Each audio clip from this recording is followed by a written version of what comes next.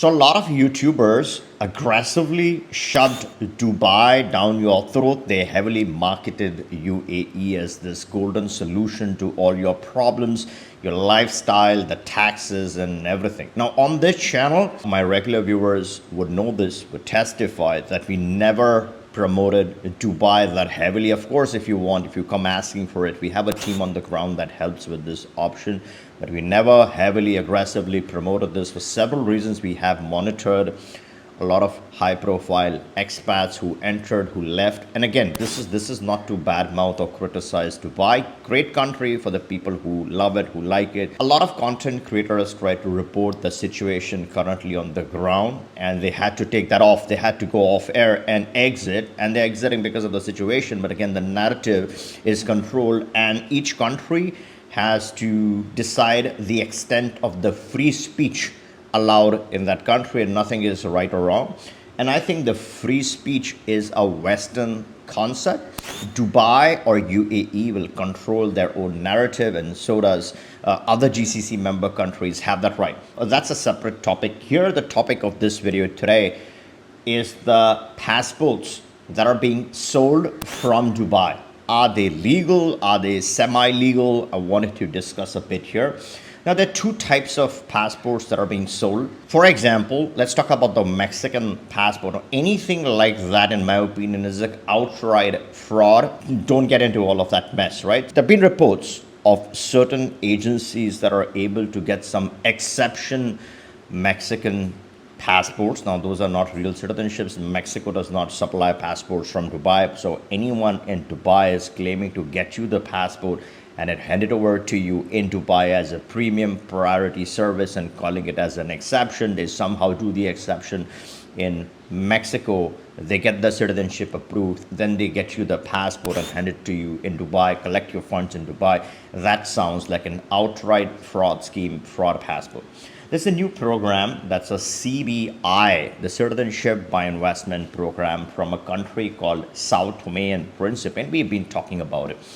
Now, the passport is sold from Dubai, meaning you pay the cash in Dubai, you supply your documents in Dubai.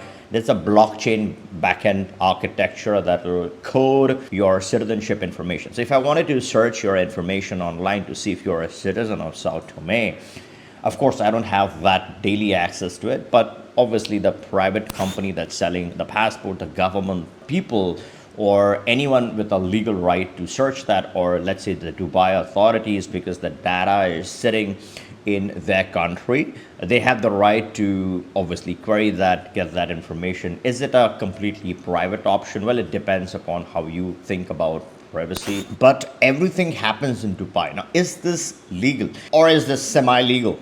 What is it? Is it a gray area? Now let's decode this and understand this a little bit, right? Now, when you have typically what you really seek for, or what I genuinely seek for, is a country selling their passport on their land, taking responsibility. The authorities are taking responsibility of issuing the citizenship documents in accordance with their laws on their soil, on their land. The moment a country signs up with a private partnership with a private firm, of course, there have been some changes to the law to reflect this, right? So these private firms will aggressively pursue these countries. The people in power at the time, right? It's a small country, so people in power will update their laws and regulations. They'll sign up some legal agreements and then shift the responsibility of these documents from their country to a different country. Now, once this process shifts as a private partnership into another country, that other country also has its own rights of controlling that process, the data in particular. And Dubai is a pretty interesting country. If you are subscribed to the channel, I promise you, any new program, any changes, you would be the first one to be notified. Now, they control a lot of things legal. You got to understand the consequences of this.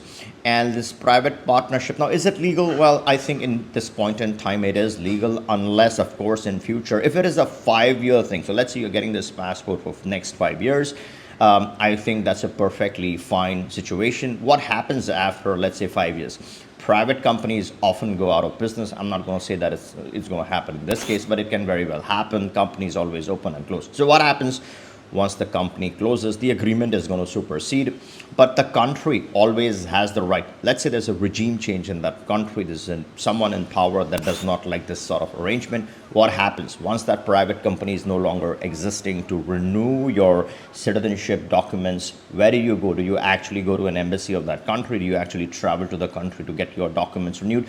That is the big question, and the answer really depends upon that country, what they do, and how that country functions. Typically, third world countries or extremely small countries don't have a clear pathway. They don't have the clarity on what has been changed, what has been tweaked. They follow their laws, which they already had from before, and there could be confusion and people face situations, right? So that's where I think what's really a long-term sustainable option is that you get the passport from the country. It's clearly coded inside the country, and you can always go there and follow the process, get your documents. But the moment you're talking about obtaining your documents from a third country subject to their laws, that's when, is it a gray area? It's up to you to think about, but you got to be careful of these things. And now, how does Dubai play a role in all of this? Now, Dubai has very strict data laws. When you open up a company in Dubai, they have access to that information. So whenever you're selling citizenship, selling passports, they obviously have this intelligence. Now, there's some very big intelligence firms that collect your data, and that is one thing I absolutely don't like about CBIs. And in this video,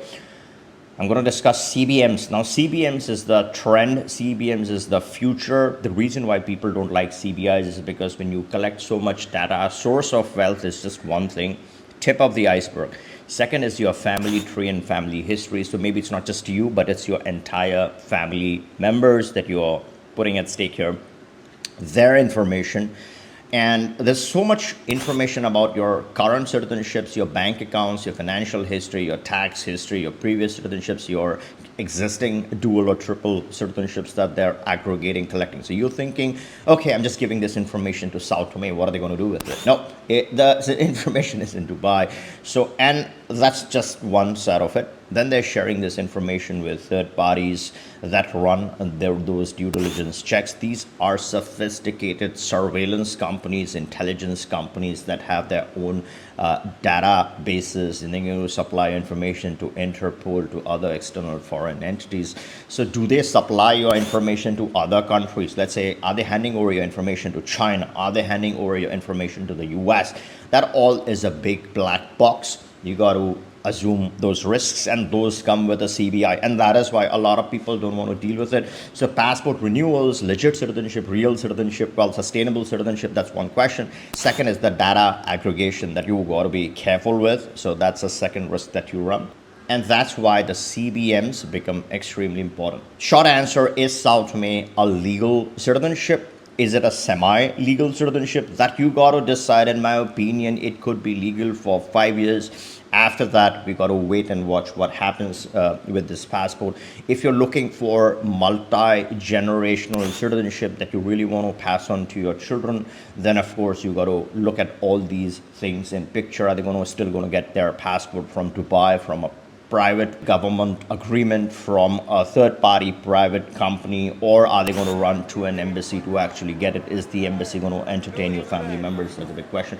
What are CBMs right now? There are CBMs in Africa. There's one particular country where you can obviously legitimately obtain that, and we provide full assistance with a lot of CBMs, right? And then you have other CBMs that are heavily in demand. There's the Serbia CBM, citizenship by exception, a CBE. There's the Malta CBM. It's a legal, legit program. They switched from a CBI to a CBM exactly for these reasons. So they won't face crackdowns from the EU.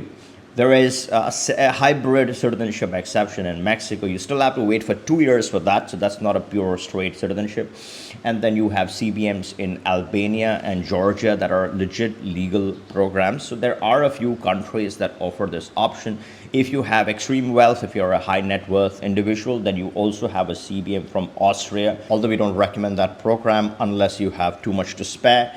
But you have good options currently, and in 2026 and beyond, it's all about CBMs. And before you go, Let me know your thoughts on São Tomé and Príncipe. Do you like this CBI? Would you rather go for this CBI? What do you think about the Nauru CBI? How do they compare?